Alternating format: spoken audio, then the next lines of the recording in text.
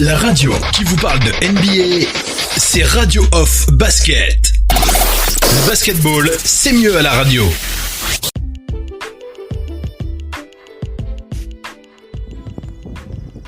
Bienvenue à tous, bienvenue sur le parquet de la radio pour cette quotidienne avec Oncle Phil Basket. Une nouvelle quotidienne pour faire le point sur l'actualité de la NBA cette semaine. De quoi est-ce qu'on va parler, les amis? Quelles sont les informations qu'on va partager ensemble? Alors, on a essayé de revoir un petit peu la présentation de notre offre de cette quotidienne FM NBA en plusieurs parties qui seront régulièrement diffusées pendant nos talk shows. À savoir, vous avez remarqué que lorsque l'on diffuse des quotidiennes, généralement, on fait un condensé des actualités de la journée. On a décidé de faire une synthèse beaucoup plus poussée, une synthèse beaucoup plus précise qui apportera aussi un petit peu au côté ludique de cette émission FM NBA toute la semaine avec Oncle Phil Basket sur Radio Hall of Fame Basket, la radio numéro 1 sur le digital. Alors, de quoi est-ce qu'on va parler dans cette quotidienne? Une quotidienne qui sera divisée en trois grandes parties, trois grandes catégories d'informations. Vous aurez l'info à 3 points, vous aurez l'info capitaine de parquet et vous aurez l'info slam dunk. Voilà, vous commencez déjà à percevoir un petit peu la petite nouveauté de cette nouvelle synthèse de la quotidienne FM NBA. Donc je répète, vous aurez donc l'info 3 points, l'info capitaine des parquets, l'info slam dunk et l'info débat. Voilà un peu comment est-ce qu'on va un peu subdiviser les différentes catégories pour mettre un petit peu de précision dans la diffusion de nos informations. Commençons par l'information débat. De quoi est-ce qu'on va parler dans l'information débat? L'info débat, c'est tout simplement la discussion qu'il y a du côté d'ESPN. En quoi c'est pas une discussion, mais c'est plutôt un classement. Le classement du côté d'ESPN concernant les meilleurs joueurs de tous les temps au niveau universitaire. Un classement diffusé dans les médias par ESPN que l'on va partager avec vous. Vous allez me dire ce que vous en pensez. Ensuite, l'info 3 points. L'info 3 points. De quoi on va parler dans l'info 3 points? Il s'agira de revenir sur la décision du premier joueur officiel de la NBA, la première décision officielle d'un joueur à ne pas prendre la décision de ne pas jouer. Ça, c'est quelque chose qu'il va falloir détailler un petit peu. On rappelle que cette décision a entraîné d'autres décisions qui vont dans le même sens, à savoir celle de Trevor Ariza et aussi des voix discordantes comme celle de Evan Fournier qu'on va partager dans l'info 3 points. Troisième catégorie d'informations dans cette quotidienne, il s'agira de l'info capitaine des parquets. C'est du côté des Warriors que ça se passe avec Klay Thompson, où on fera le point sur les qualités de Klay Thompson, ce qui font de Klay Thompson un joueur particulièrement indispensable aux Warriors de Golden State, et la rage de Draymond Green pour la saison prochaine, les amis. Draymond Green qui a forte affaire, en tout cas qui a il a des éléments à faire valoir pour la saison prochaine. Ce sera dans l'info capitaine des parquets dans cette quotidienne. Et on terminera cette quotidienne FM NBA avec l'info slam dunk. Voilà, l'info slam dunk où on fera le point sur les gros documentaires qui vont donc être diffusés dans les semaines, les mois à venir. Je vous laisse la surprise pour ne pas vous donner pour laisser le côté alléchant de cette quotidienne. Voilà pour l'info débat, l'info 3 points, l'info capitaine des parquets et l'info slam dunk. C'est dans la quotidienne FNBA avec Oncle Phil Basket. Allez, on enchaîne avec la suite talk show.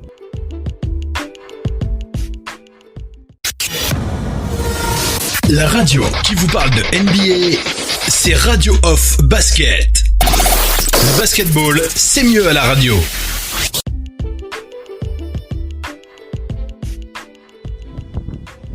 Allez les amis, on enchaîne avec la première information, l'info débat, où on va faire le point sur le classement des meilleurs joueurs de l'histoire au niveau universitaire, les amis. il ne s'agit pas de la NBA, mais bien du niveau universitaire. Est-ce que c'est Michael Jordan? Une fois de plus, Michael Jordan qui est clairement cité dans la discussion du meilleur joueur de tous les temps en NBA.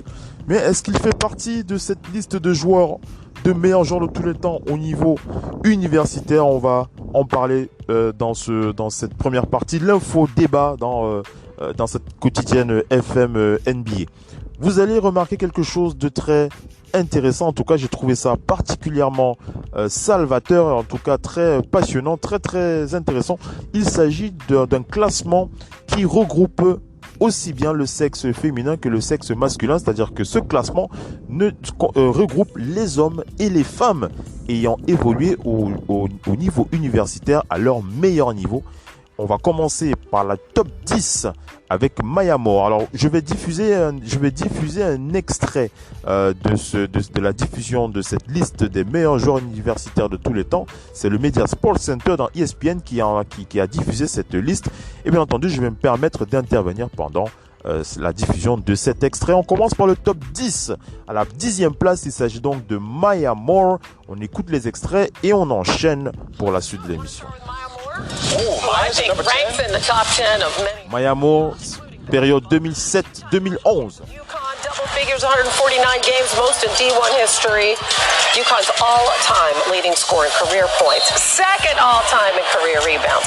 One of 7 D1 women with 3,000 points and 1,000 rebounds. À la 9e place, nous avons Ralph Sampson, 1979-1983. Outside of that, he was dominant from the start, averaging a double-double in each of his 4 collegiate seasons, winning the Naismith Award in his sophomore, junior, and senior seasons. The only man to win the Wooden Award twice, Ralph Sampson, number 9. And part of the Houston Rockets Twin Towers, Jay. À la 8e place, nous avons la joueuse, la championne, Shamike Holtzclaw, 1995-1999. Player of the Year, one of 2 players in Lady Ball's history with 2,000 points and 1,000 rebounds, along with the great Tamika Catchings. Awesome, that's number 8. Number 7, Bill Russell. À la 7e place, le célébrissime Bill Russell de 1953 à 1956. 1956, named most outstanding player in 55. He averaged just under 21 points a game, just over 20 rebounds a game over his 3-year career. Also led San Francisco to 55 consecutive wins from 1955 to 1956. Cheryl Miller. À la 6e place de ce classement, Cheryl Miller de 1982 à 1986. Of the year, leading USC to national titles in 1983 and 1984, and she was named most outstanding player in both tourneys, all-time leader in points. À la 5e place de ce classement, Oscar Robertson, 1957-1960. 34 points a game over his career, third highest in D1 history. D1's leading scorer in each of his 3 seasons. He played average over 15 rebounds a game for his career, amassed 79 career double-doubles. UConn's Brianna. À la 4e place de ce classement, la joueuse Brianna Stewart, 2012-2016. Player 4 times, the only player ever to win it 4 times, 2-time Wooden Award winner, 3-time consensus college national player of the year. Stewie at number 4. Wow. Yeah, well, you know, the birthday guy is coming up next. That is true. And he had all those stats, Jay, and he didn't. À la 3e place de ce classement, nous avons Pete Maravich de 1967 à 1970. 667 points, despite only playing 3 seasons and playing without a three-point line. Averaged 44.2 points a game over his career, highest scoring average in D1 history. 28 career games with 50-plus points, most in D1. À la 2e place de ce classement, mesdames et messieurs, nous avons Bill Walton, 1971-1974. 74 back-to-back national titles. Allez, on enchaîne avec la suite de la diffusion de cette liste des meilleurs joueurs de tous les temps au niveau universitaire. 67 points, despite only playing 3 seasons and playing without a three-point line. Averaged 44.2 points a game over his career, highest scoring average in D1 history. 28 career games with 50-plus points, most in D1. À la deuxième place, je disais donc Bill Walton, 1971-1974. Through 74 back-to-back national titles with the Bruins. In 72 and 73, most outstanding player in the NCAA tournament in each of those years. Three-time Naismith Men's College Player of the Year and three-time consensus All-American. Numéro 1, première place de ce classement, Kareem Abdul-Jabbar, 1966-1967. He set and still holds the D1 record for most points in a varsity debut, 56 against USC. He led D1 in field goal percentage in 2 of his 3 seasons, second in D1 in scoring in 1966-67, averaged 26.4 points per game for his career. That is a UCLA record. 1969 marked the end. Voilà la fin de ce classement des meilleurs joueurs universitaires de tous les temps. Hein, vous l'aurez compris, Lou Alcindor, c'est comme ça qu'il se nomme à l'origine. Hein. Il s'est fait appeler par la suite Kareem Abdul-Jabbar lorsqu'il a décidé de devenir musulman. Hein. Kareem Abdul-Jabbar, donc meilleur joueur de l'histoire au niveau universitaire. On rappelle que le titre de meilleur joueur de tous les temps en NBA est aussi discuté. En tout cas, Kareem Abdul-Jabbar qui est dans cette liste, dans la liste de ces joueurs immenses qui ont marqué ce sport, le basket. Puisque vous avez Kareem Abdul-Jabbar, vous avez Bill Russell, vous avez Wilt Chamberlain, vous avez Michael Jordan qui est bien entendu le plus populaire au vu de l'évolution de la technologie et des outils de communication aujourd'hui, sans mettre en évidence bien entendu ses qualités, ses performances individuelles et collectives. Voilà, donc je sais pas si pour vous c'est une surprise de voir Kareem Abdul-Jabbar à la première place de ce classement des meilleurs joueurs de tous les temps au niveau universitaire. Mais moi de mon côté, je suis en tout cas surpris, agréablement surpris de voir la 6e place de ce classement avec Cheryl Miller, 1982-1986. Cheryl Miller qui est donc la sœur de Reggie Miller, cette légende des Pacers d'Indiana. Lorsque l'on évoque le nom de Reggie Miller, on sait de quoi on parle puisqu'il fait partie de ses adversaires qui ont mené la vie dure à Michael Jordan, même si celui-ci avait régulièrement eu le dernier mot. Donc voir Cheryl Miller à la 6e place de ce classement des meilleurs joueurs de l'histoire du basket au niveau universitaire, c'est quelque chose d'intéressant à voir. Donc Cheryl Miller à cette 6e place, Kareem Abdul-Jabbar à la première place de ce classement, c'est intéressant. Donc voilà un peu les deux éléments que j'ai envie de partager avec vous à chaud. Est-ce qu'il y a dans cette liste un nom qui vous a surpris? Il y a Pete Maravich, dont on parle en ce moment dans les médias, qui fait partie de ce classement. C'est intéressant. Pete Maravich, cette légende du jazz d'Utah. Est-ce qu'il y a un autre nom qui vous a sauté, qui vous a un peu tilté dans les oreilles? Dites-moi dans les commentaires, s'il y a un joueur qui vous a impressionné dans cette liste, en tout cas qui vous a surpris ou pas. Dites-moi comment est-ce que vous réagissez dans les réseaux sociaux. On va enchaîner avec la suite de ce talk show avec l'info à 3 points. L'info 3 points, c'est dans quelques instants.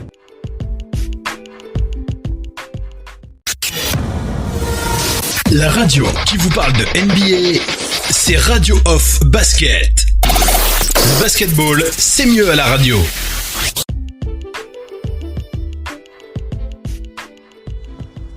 Allez, on enchaîne dans cette quotidienne FM NBA. Nous sommes dans l'info 3 points. L'info 3 points, on va commencer donc par aller du côté des Wizards de Washington pour revenir sur ce joueur Davis Bertans. Davis Bertans, voilà, c'est le premier joueur officiel de la NBA à prendre la décision, le premier joueur de la NBA à prendre la décision de ne pas jouer pour la reprise de la NBA.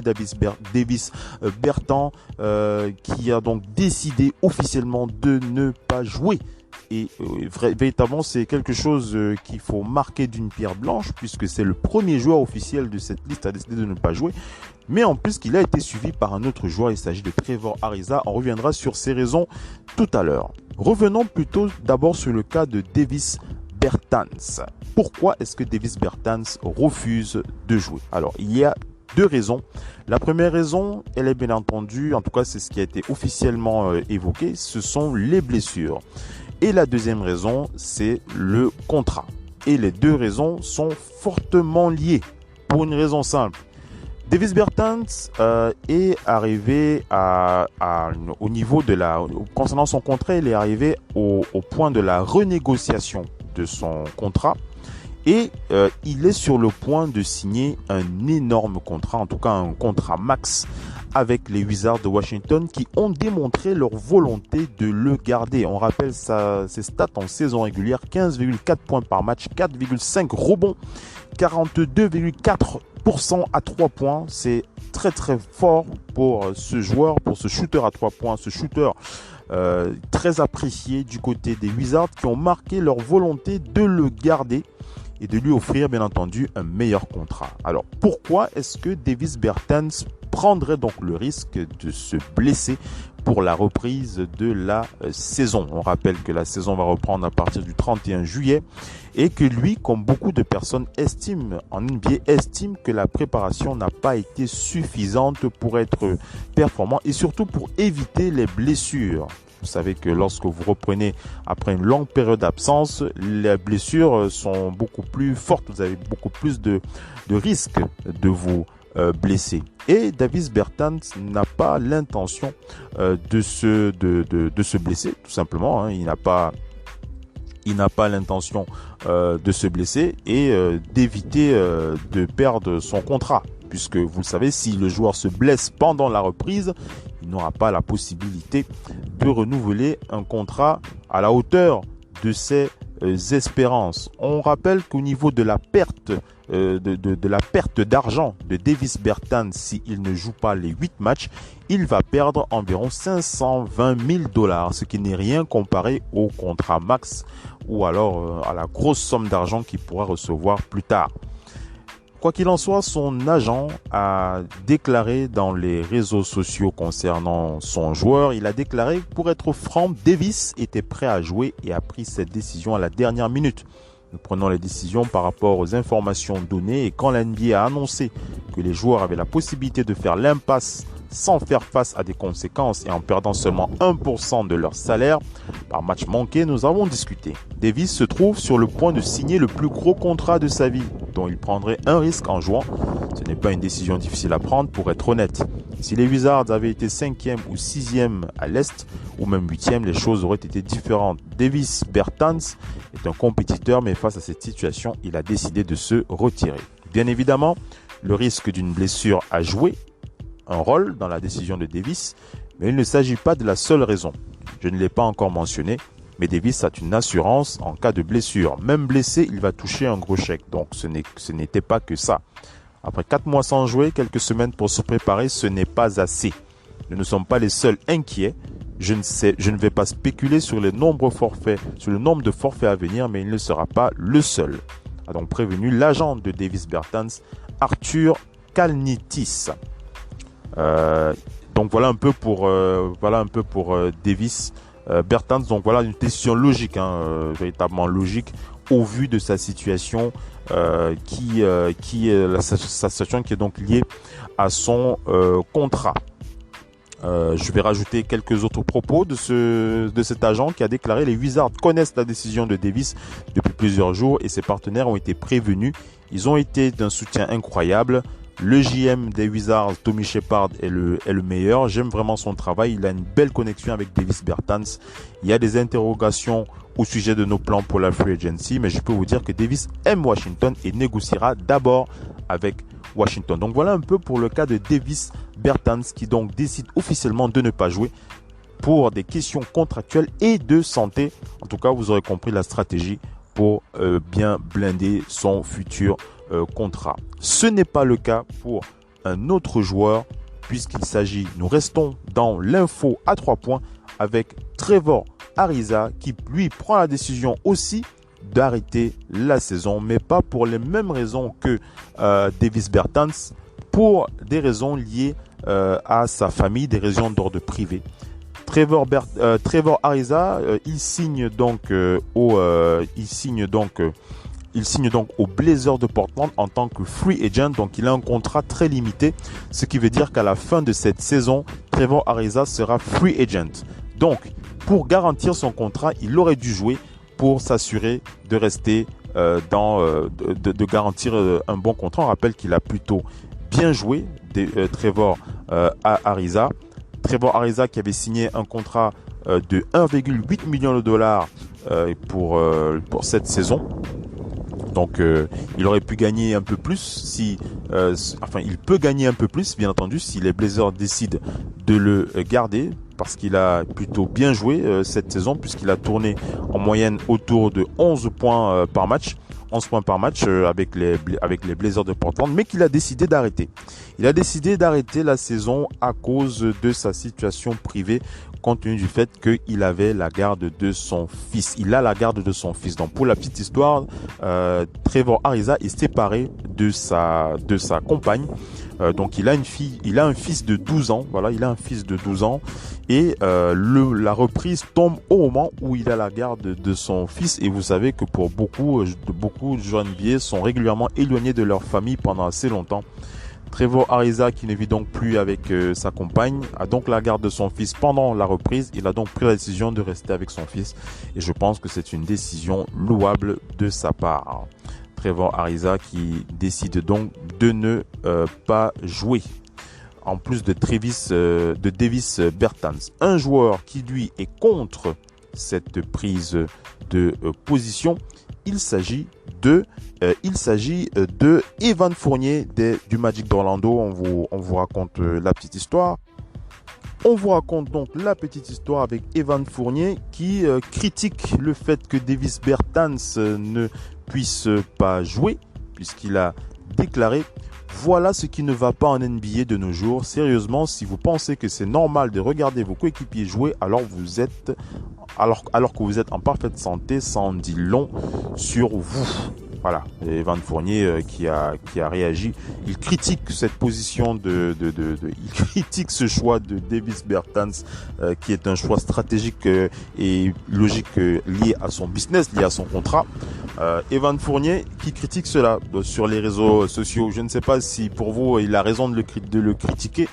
Evan Fournier, on ne sait pas ce qu'il en est de son contrat, mais il est sûr que s'il était dans une situation avantageuse ou désavantageuse, il aurait réfléchi à 2 fois avant de rejouer. En tout cas, je pense que c'est quelque chose que l'on peut vraisemblablement poser sur la table. Donc voilà pour ce qui en est de l'info 3 points avec la décision de Davis Bertans d'arrêter de jouer, la décision de Trevor Ariza de garder son fils plutôt que d'aller jouer, et la position du Français Evan Fournier qui lui est contre cette prise de position de Davis Bertans de ne pas jouer, et surtout la crainte de voir d'autres éléments s'enchaîner. Ça fait un petit peu bizarre parce que j'ai entendu Evan Fournier régulièrement s'exprimer sur les réseaux sociaux, et lui il évoquait, au moment où je l'entendais, il évoquait les craintes liées aux incertitudes de reprise compte tenu de l'impact du Covid-19. Il disait, je me souviens l'avoir entendu dire plusieurs fois, je ne sais pas comment les choses vont reprendre, je ne sais pas comment ça va se passer, je ne sais pas si, je ne sais pas ça. Bon, je ne sais pas si ça a traduit un doute de sa part, puisqu'il ne l'a jamais exprimé de façon claire. Mais bon, on va dire qu'il a fait son choix. Lui, il a décidé de rejouer puisque les joueurs ont, dans leur ensemble, décidé de rejouer. On va passer à l'info capitaine des parquets. C'est du côté des Warriors de Golden State.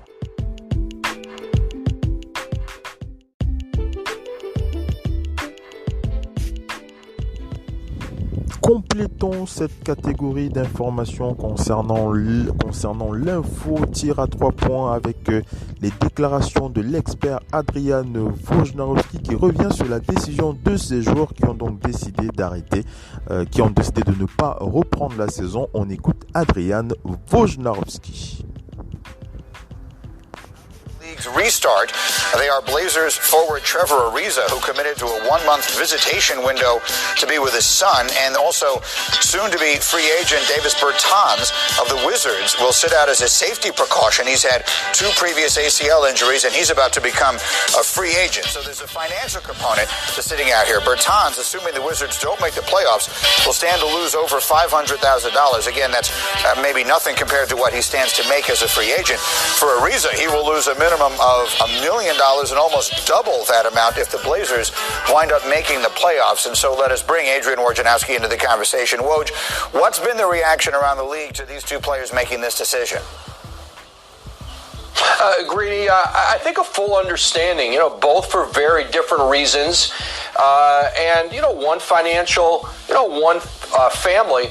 And it makes sense. I think for, Trevor Ariza, he's going to give up at least $1 million of his salary, maybe more if the Blazers were to make the playoffs, to make sure that he can be with his son for this month. And Bertans, he just had a career season for the Wizards. He's had those 2 ACL injuries, and the Wizards want to re-sign him. I think they've got a really good chance to do that. And listen, for teams like Washington especially, this is almost a developmental month. This is a month you can play your young players. You get a training camp.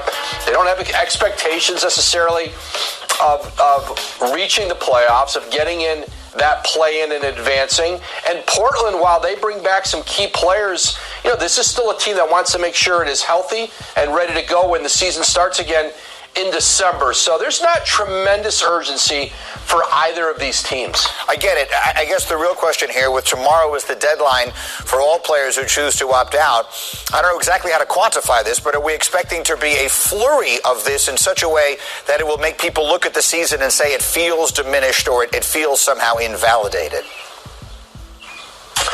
Not even close to that, Greedy. And I think you may see some players like Victor Oladipo, we reported on over the weekend, who are going to take some time to decide if they're going to play. For him, it's a physical issue. He'd like to participate. Pacers are right now a 5 seed in the East, and he was playing his best basketball before the league shut down. But here's the other thing, too. Teams may keep a lot of these players on their roster, at least for the next week or two, and not worry about signing a replacement player. There's not a deep pool of players, of talented players who could come in and make an impact. Greeny, here's an interesting name to watch here in this transaction window that starts at noon today, runs for a week. DeMarcus Cousins, he's been working out at the P3 facility in Santa Barbara, rehabbing that knee injury from preseason last year before the Lakers had to waive him to create a roster spot. Cousins is going to be, he and his agent Jeff Schwartz, I'm told, they're going to be very careful about where they might commit. There's teams interested, but they're going to have to find the right situation for him to come back now, because they can give him another 6 months of rehab and preparation for next season. Wouldn't rule him out with a team this year, but it's got to be the right team, the right situation, or he just waits until a training camp next year with a new team. Voilà, on va arrêter cette prise de parole de Adrian Wojnarowski qui complétait donc cette catégorie d'infos, l'info à 3 points avec donc cette décision de Davis Bertans et de Trevor Ariza de ne pas reprendre la saison. Vous l'aurez compris, Adrian Wojnarowski qui explique les différences des décisions de ces 2 joueurs, et il explique surtout que cela n'aura pas un impact véritable sur la décision des autres joueurs de la NBA d'arrêter, de ne pas reprendre la saison. Et bien entendu, il a aussi évoqué le cas DeMarcus Cousins, un cas sur lequel on va revenir lors de nos prochains talk shows sur la free agency, parce que DeMarcus Cousins fait partie des free agents de luxe pour la reprise de cette saison. Voilà pour la clôture, la véritable clôture de cette info à 3 points. On enchaîne.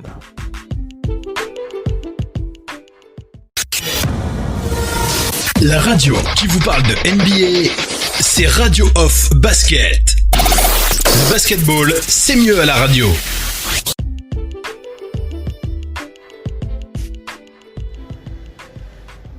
Allez les amis, on enchaîne avec la suite talk show. Petit retour.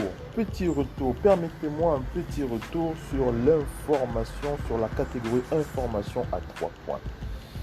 Permettez-moi un petit retour sur l'information à catégorie à 3 points. Vous vous souvenez que dans cette rubrique, dans cette catégorie, pour être plus précis, il s'agissait de l'information de la décision de Davis Bertans d'annuler sa participation à la reprise de la saison. C'est du côté des Wizards de Washington. Vous vous souvenez que dans cette catégorie précise de l'info de tir à 3 points, nous avions aussi diffusé une réaction de Evan Fournier, le Français, qui sur Twitter évoquait on va dire son mécontentement, son désaccord pour être plus précis concernant la prise de position de Davis Bertans sur Twitter. Eh bien, la réponse ne s'est pas faite attendre, puisque au moment où nous diffusions cette information, il n'avait pas encore réagi au tweet de Evan Fournier. C'est maintenant chose faite et il se peut que les relations entre les deux hommes, on va pas dire que ça va partir en vrille, mais que les deux hommes, on va dire, se regardent en chien de faïence. Et bien, à la vue du tweet de Evan Fournier, l'ailier, le shooter du Magic d'Orlando, Davis Bertans des Wizards de Washington a répondu illico presto en précisant ceci: si tu te moques des risques qui existent en allant jouer à Orlando, alors la prochaine, n'oublie pas non plus de me mentionner quand tu donnes ton avis sur moi. Il a dit: si tu te moques des risques qui existent en allant jouer à Orlando, alors la prochaine, n'oublie pas non plus de me mentionner quand tu donnes un avis sur moi. Voilà la réponse claire et directe de Davis Bertans à Evan Fournier. Voilà, c'est du tout chaud, c'est de la quotidienne. On sent que les prochains matchs, en tout cas la saison prochaine, le Magic d'Orlando face aux Wizards de Washington, on a hâte de voir comment les choses vont évoluer entre les deux hommes, le laiton et le français. Comment est-ce que c'est un laiton? Il me semble bien que c'est un laiton, sauf de ma part, vous me corrigerez si je me trompe. Comment est-ce que les prochains matchs qui permettront aux deux hommes de s'affronter vont se passer? En tout cas, moi j'ai hâte de voir cela. On va enchaîner avec l'info capitaine des parquets. Voilà, l'info capitaine des parquets, c'est clairement cette catégorie c'est dans cette catégorie que je souhaitais vivement d'abord préciser, partager avec vous ces informations concernant Klay Thompson et Draymond Green. Le premier point concernant Klay Thompson est tout simplement que l'ailier des Warriors est tout bonnement impressionnant dans sa phase de récupération. On rappelle qu'il a donc été blessé, il a été victime d'une déchirure des ligaments croisés lors des finales 2009. Et on le sait, Klay Thompson a véritablement hâte de retrouver les parquets. C'est le témoignage de Jaron Collins qui nous permet d'en apprendre un peu plus sur la mentalité de Klay Thompson, qui, il faut le dire, démontre une volonté de faire à toute épreuve. On le sait, Klay Thompson n'est pas le meilleur scoreur de son équipe, ce n'est pas le meilleur rebondeur, ce n'est pas le meilleur intercepteur, ce n'est pas le meilleur tireur d'ailleurs, puisque vous avez toujours Stephen Curry qui est devant, mais c'est clairement le joueur qui a le plus de volonté de réussite et ça se voit, c'est Jaron Collins qui témoigne dans les médias lorsqu'il fait état de la forme de Klay Thompson, en précisant que le cœur de ce joueur a cela de particulier, qu'il ne lâche rien, il démontre une éthique de travail véritablement impeccable et c'est quelque chose qui motive clairement ses coéquipiers. Je partage avec vous les déclarations de Jaron Collins. Il a déclaré: la meilleure chose au sujet de Klay Thompson, c'est qu'il se donne de tout son cœur. Il laisse simplement son jeu parler pour lui. Rien ne semble avoir un impact sur lui une fois qu'il est sur le terrain. Il laisse juste parler son jeu des deux côtés du parquet et il enchaîne. Comme je l'ai toujours dit, c'est un honneur et un privilège de coacher ce garçon. Il est super, il est vraiment super. Il travaille avec lui, c'est réellement impressionnant. Voilà un peu les déclarations sur NBC Sport de Jaron Collins. Et on peut dire qu'on n'est pas tellement surpris, sauf si vous faites partie de ceux qui ne connaissent pas le degré d'engagement de Klay Thompson. C'est pas le mec qui va brailler au corneille, c'est pas le mec qui va essayer de forcément se faire voir, mais c'est le mec qui va démontrer par l'exemple son abnégation et sa capacité à se dépasser. Et c'est ce qu'il fait en ce moment. On rappelle qu'il est revenu au top de sa forme. En tout cas, on pense qu'il est revenu au top de sa forme et on a hâte de le voir sur les parquets pour la reprise lorsque les Warriors reprendront les hostilités. Donc Klay Thompson, voilà, c'est juste pour vous préciser dans cette info, le capitaine des parquets, c'est que Klay Thompson brille non seulement par sa volonté de réussir et pas seulement à cause de ses 3 points.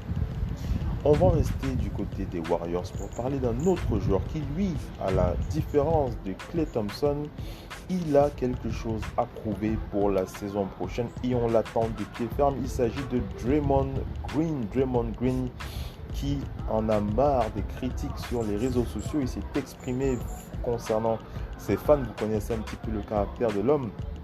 Draymond Green qui est quelqu'un qui est assez exubérant, qui aime, qui ne cache pas ses émotions et les exprime très régulièrement que ce soit sur les réseaux sociaux ou dans les médias. On se souvient de ces prises de bec avec Kevin Durant. On rappelle aussi que c'est véritablement son animosité vis-à-vis de Kevin Durant qui a poussé celui-là à partir. Kevin Durant a plusieurs fois déclaré dans les médias qu'il ne se sentait pas accepté du côté des Warriors. Et il faut dire que le comportement de Draymond Green n'avait pas arrangé les choses. Eh bien, Draymond Green a donc décidé, c'est pas une décision qu'il a prise aujourd'hui, mais il prépare véritablement une nouvelle, il se prépare pour démontrer à ses détracteurs qu'il est un nouvel homme et qu'il va tout écraser sur son passage. Il faut le dire, Draymond Green a passé une saison catastrophique. On se souvient encore de cette saison des Warriors, surtout lors des débuts, avec un Draymond Green aux abonnés absents. Eh bien, le joueur a déclaré sur les réseaux sociaux qu'il redeviendra ce Draymond Green capable de réaliser plus de 20 points et plus de 10 rebonds et plus de 10 passes par match. Tout simplement, il promet de tourner à un triple-double de moyenne, tout simplement, Draymond Green.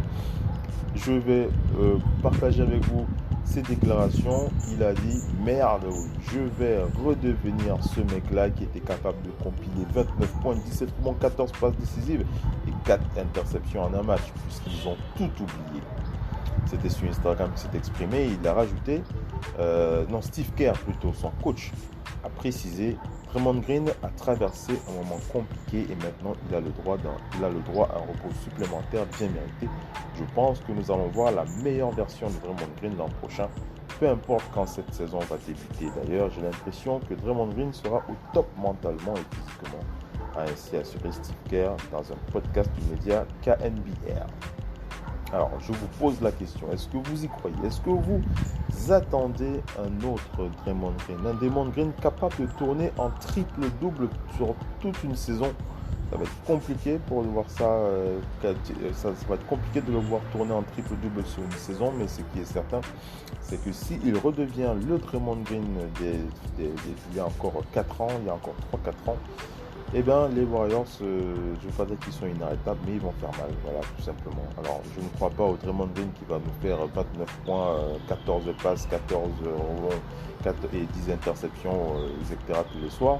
Mais je crois à un Draymond Green capable d'être le moteur qui va pousser ses coéquipiers à remporter des matchs et surtout à amener les Warriors au plus haut. Il l'a déjà démontré et il peut encore le démontrer. Donc voilà.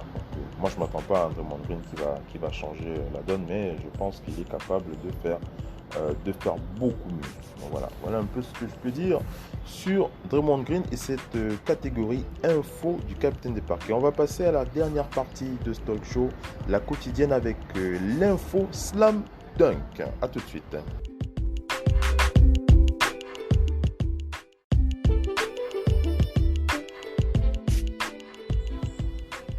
Allez, on va clôturer cette catégorie, compléter plutôt, devrais-je plutôt dire, pour être plus concret, plus explicite. On va conclure cette catégorie concernant l'info capitaine des parquets avec cette déclaration de Draymond Green qui s'exprime avec Stephen A. Smith, où il parle donc de la reprise. Il parle de la reprise et il revient sur les dernières actualités. On va écouter Draymond Green et on enchaîne avec la suite de l'émission. On écoute Draymond Green. You guys wouldn't be a part of the bubble format, the 22-team finish here.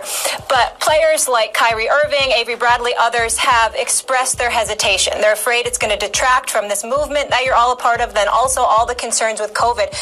Where would you be if you were to play in that Orlando bubble tournament? I think, if it came down to, if our team was in it, I'm a basketball player. I want to play.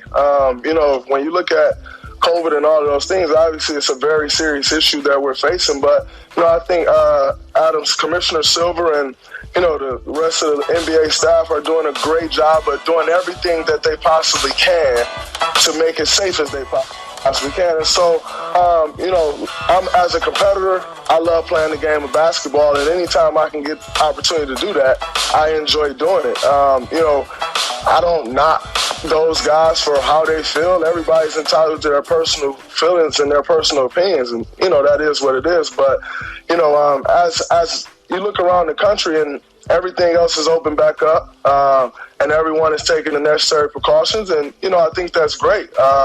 Everybody get down there, you wear your mask, you do your social distancing or physical distancing, and you practice those things and move forward. But alors je vous coupe un petit peu puisque vous avez compris, il est important que je vous accompagne dans cette déclaration de Draymond Green qui est donc interrogé sur la prise de décision sur cette prise de décision collective de reprendre la saison, puisqu'on lui a demandé si il était d'accord pour cette reprise de la saison, et il s'exprime en précisant qu'il est un joueur de basket et que ce qu'il tient à faire, c'est de jouer. Voilà, tant qu'on lui donne l'occasion de jouer, c'est le plus important pour lui, et il n'oublie pas que la NBA a véritablement fait tout son possible pour non seulement s'exprimer, permettre aux joueurs de s'exprimer sur le plan social, mais leur permettre aussi de jouer en toute sécurité. On continue d'écouter Draymond Green. I'm looking forward to some basketball coming back, and I know a lot of the rest of the world is as well. I want to get back to more than a vote for this question, Draymond, because I know that they're going to be posting some things on social media throughout the day-to-day, and I think everybody should look for it, and I want to encourage them to do so. We've heard Steve Kerr, your coach, point out, say some very, very supportive things as it pertains to what's going on in today's world, and how we need to raise our eyebrows and bring awareness to some of the issues pertinent to the African-American community. We've heard Greg Popovich be very outspoken about things as well. What have you guys done, if anything at all, to reach out to them and involve them in this? Do you feel the need so? Have you already done it? Do you anticipate doing it? What's the situation as it pertains to getting some of those white guys in positions of influence to participate in this as well? Well, I think when you look at Steve and Coach Popovich, they didn't just start speaking up. I think back to 2016, and Steve was going hard about voting then. Pop was going hard about voting then. As far as reaching out, I'm not the head of the initiative, so I don't know if they have reached out, but I know Steve and I have had some conversations, and I'm actually planning to go on a podcast with him and Pete Carroll, I think this coming Thursday, and it's the topic. One of the topics of discussion will be voting, but I give a lot of credit to those guys. They were stepping up when it wasn't so popular, and I mean, why does it matter to them? You're talking two white guys, and I know Steve is in his 50s. I'm not sure how old Pop is, but I'm pretty sure he's in his 60s. It don't matter to them. It doesn't have to. It doesn't affect them, I should say. But yet it does matter to them, and I got the utmost respect for them for that. You know, long before, like I said before, I didn't understand why I was going to vote. I didn't think my vote counted, and long before I did, those guys was riding for everyone and speaking out on voting. So I give them a lot of credit. They've been leading this initiative for years now. Voilà, je ne coupe pas, mais enfin je me permets, je coupe un petit peu. Voilà, Draymond Green qui s'exprime, on l'a interrogé sur l'importance des votes aux États-Unis pour faire bouger les lignes, et il a s'exprime en rappelant certaines anecdotes concernant les prises de position de Stephen Curry, de Steve Kerr sur l'importance des votes aux États-Unis pour faire bouger les lignes au niveau de l'impact social des joueurs en NBA. On continue d'écouter Draymond Green. Draymond, what kind of, the NBA, let's put it this way, the NBA is perceived as African American, largely, at least in terms of players who play domestically or who are not kind of foreign imports, as they say, right, foreign born. And this seems to be the league that's out ahead of everything. They had a better plan for COVID. They're more engaged in the community. The commissioner does not stifle speech, etc. Is there a pride that NBA players, do you guys talk about that ever in terms of the way that you are perceived culturally now versus other leagues like the NFL, like Major League Baseball, like NASCAR has been in the news recently? I think, guys definitely had those conversations amongst each other, but I think, a great start is, who's leading these organizations. And, in my opinion, we have the best commissioner in all the sports. When you're talking about Adam Silver, when you look at the things that he's done since he's taken over the league from his first year on the job, if I'm not mistaken, removing Donald Sterling from ownership. And you look, when guys were wearing I Can't Breathe shirts, he never once not supported that. He's always supported anything the players are about. And that's a partnership. When you have a commissioner, a league office that are supporting you the way our league supports us, it gives us the utmost power to go out and stand for what we believe in. And, I give a lot of credit to Commissioner Silver for that. You've seen several times of Colin Kaepernick coming out kneeling and Roger Goodell not supporting that. And no disrespect to Roger Goodell, but that's why there's so much division amongst their front office, or their league office and their players. And we don't have that division in our league, and I think that's a great thing. And as an athlete in that league, it makes it feel very rewarding and make you want to support the league more the way the league supports us. Voilà, vous aurez compris la fin de cette déclaration de Draymond Green. Draymond Green qui s'est exprimé en remerciant, en honorant véritablement, en honorant notre cher commissionneur Adam Silver. Il précise qu'Adam Silver est le meilleur commissionneur des États-Unis en matière de sport, et que c'est un homme avant-gardiste qui est toujours du côté des joueurs. Il a rappelé plusieurs exemples. Il a évoqué notamment cet épisode avec cet ex-propriétaire Donald Sterling. Je pense que c'est bien du côté des Clippers. Je pense qu'il y avait une affaire de racisme et Adam Silver s'était mobilisé véritablement pour aller à l'encontre de ce propriétaire. Il a évoqué d'autres exemples qui, et aujourd'hui encore avec le Covid-19, qui montrent véritablement que Adam Silver est le meilleur commissionneur aux États-Unis en matière de sport. C'est un homme avant-gardiste, proactif et toujours du côté de l'essentiel, selon Draymond Green, du côté des joueurs. Donc voilà un peu, je ne sais pas ce que vous pensez de cette prise de parole de Draymond Green. Moi, je voulais aussi un petit peu l'entendre sur son tweet où il parle de revenir avec son triple-double de moyenne. Bon, on l'a pas entendu là-dessus, mais voilà, à charge de revanche, ça fait plaisir d'entendre Draymond Green. J'espère que ça vous a aussi fait plaisir. N'hésitez pas à réagir sur les réseaux sociaux, à nous dire ce que vous avez pensé de la prise de parole de Draymond Green.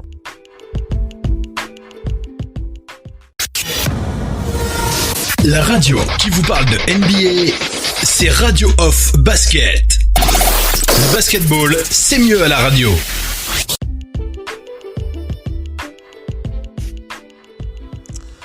Allez les amis, on va clôturer cette quotidienne Oncle Phil FM NBA avec Oncle Phil Basket. J'espère que vous avez apprécié cette nouvelle formule avec cette subdivision de catégories avec ces infos diverses, à savoir l'info débat. Nous avions eu l'info débat, l'info tir à 3 points, l'info capitaine des parquets, et on va clôturer cette émission.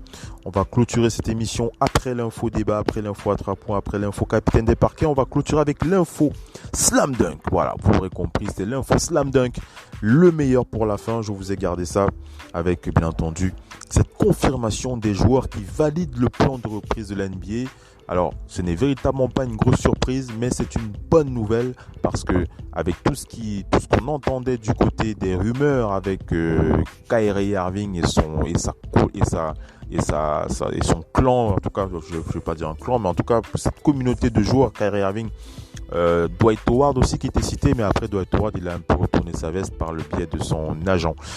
Donc Kyrie Irving, on va dire ça comme ça. Lorsqu'on a entendu Kyrie Irving et cette communauté de joueurs contre la reprise, on était un petit peu inquiet lorsqu'on a entendu ces événements concernant la possibilité d'avoir la reprise du côté de New York. On va pas dire qu'on était inquiet, mais bon, tous ces bousculades-là, ça allait encore repousser les dates pour la reprise. Mais voilà, nous sommes sur le bon chemin, puisque la NBA, le syndicat des joueurs, ont fait un pas de plus. Ils ont validé, je dis bien validé, les termes de la convention collective qui a donc été révisée, donc cette convention collective qui a été actualisée. On va rappeler donc que cette convention prévoit l'ouverture d'une mini free agency qui va démarrer, mesdames et messieurs, je crois que ce sera ce soir ou demain, si je ne dis pas de bêtises, mais je crois que pour être beaucoup plus précis, on va dire qu'elle va démarrer demain. Elle va démarrer demain, une mini free agency qui va durer une semaine. Et il est précisé que le remplacement d'un joueur contaminé par le coronavirus doit avoir lieu au plus tard dans les 7 jours après la confirmation de son cas positif. Toujours selon ESPN, la Ligue et le syndicat des joueurs se sont entendus pour la mise en place d'un plan d'assurance amélioré pour les joueurs se rendant à Orlando. Donc ça c'est bien, hein, un plan d'assurance amélioré, ça veut dire que les joueurs qui craignent de ne pas jouer peuvent être rassurés sur le fait qu'une assurance va couvrir complètement leur séjour à Orlando. Une assurance qui va couvrir les blessures graves ou non ou les soucis liés au virus. Donc si vous êtes un joueur remplaçant et que vous avez peur pour la reprise concernant les risques de blessures, comme c'est le cas pour Davis Bertans, quoique le cas de Davis Bertans c'est un peu bizarre, un peu différent et un peu à part parce que lui il va signer un gros contrat à la fin de cette année. C'est pas la même chose pour un joueur lambda qui est au fin fond du banc et qui a peur de rejouer parce qu'il se dit qu'il va se blesser, donc il aura la difficulté à toucher son argent. Donc la NBA met en place une assurance pour couvrir les blessures et tous les soucis que pourraient rencontrer les joueurs. Cette assurance de groupe couvrait des joueurs pour plusieurs millions de dollars. Et elle concerne notamment des stars de la NBA comme Jason Tatum, Donovan Mitchell qui doivent signer leur gros contrat cet été ou plutôt cet automne pour la free agency qui débutera le 18 octobre prochain. Donc c'est clair, ce CBA, cette convention collective mise à jour a donc permis d'insérer cette notion qui précise que la NBA prendra en charge donc l'assurance des joueurs. Il y a une assurance de plusieurs millions de dollars qui sera prise en charge pour couvrir les problèmes, les risques des joueurs liés à des blessures, liés à des soucis de contamination au coronavirus. Et je vous donne les dates actées, les dates actées pour la reprise de la saison. Allez, on va démarrer du 23 au 30 juin. Ce sera la période pour signer des free agents pour la reprise de la saison. Donc du 23 au 30 juin. Le 30 juin, ce sera le début des training camps. Je précise bien le 30 juin, début des training camps sans entraînement collectif. 30 juin, début des training camps sans entraînement collectif. Du 7 au 9 juillet, ce sera l'arrivée des joueurs à Orlando pour les entraînements collectifs. Arrivée des franchises à Orlando pour les entraînements collectifs, ce sera du 7 au 9 juillet. 30 juillet, reprise de la saison régulière avec 8 matchs pour chaque équipe. Du 15 au 16 août si besoin, tour préliminaire entre le 8e et le 9e de chaque conférence. Le 18 août, début du premier tour des playoffs. 25 août, ce sera la loterie de la draft 2020. 1er septembre, début des demi-finales de conférence. 15 septembre, début des finales de conférence. Et 30 septembre, début des finales. 6 octobre, date butoir pour les underclassmen pour confirmer leurs inscriptions dans la draft. 13 octobre, si besoin, il y aura donc un Game 7 pour les Finals NBA. Et le 16 octobre 2020, ce sera la date officielle de la draft 2020. 18 octobre, c'est le début de la Free Agency à 18h à New York. Il sera minuit du côté de la France. Et du 19 au 23 octobre, le moratoire avant l'officialisation des signatures. Donc voilà un peu quelques dates à rappeler. C'est l'info Slam Dunk, les amis. Cette info qui confirme que les joueurs vont donc signer cette convention collective qui va permettre d'officialiser le retour à la compétition. Je suis soulagé. Oui, je suis véritablement soulagé. Soulagé parce que j'avais quelques craintes et j'étais même très pessimiste au départ lorsque l'on discutait de la reprise de la saison. Je faisais partie de ceux qui pensaient qu'elle allait être annulée et plus je diffuse des quotidiennes, plus je me rends compte que Adam Silver a vraiment fait du bon boulot et il faudra véritablement lui tirer votre chapeau. Voilà, c'est sur ces mots qu'on va clôturer ce talk show. N'hésitez pas à réagir sur les informations que vous avez reçues. Dites-moi quelle est la catégorie qui vous a le plus apprécié. Quelle est la catégorie que vous avez apprécié le plus dans cette quotidienne? Est-ce que c'est la catégorie info Slam Dunk, l'info capitaine des parquets, l'info 3 points ou alors l'info débat? Dites-moi quelle est la catégorie qui vous a le plus plu. N'hésitez pas à commenter et n'oubliez pas de partager l'information et invitez vos amis à s'inscrire à la liste de diffusion sur WhatsApp. Pour cela, si vous avez leur accord pour être inscrit dans cette liste, vous nous envoyez leur numéro et nous nous inscrivons sur la liste. On rappelle que les quotidiennes FM NBA sont diffusées sur WhatsApp et bien entendu sur tous nos réseaux. Voilà, je vous remercie. C'était Oncle Phil Basket pour la quotidienne FM NBA. Ciao, bonsoir et passez une excellente semaine.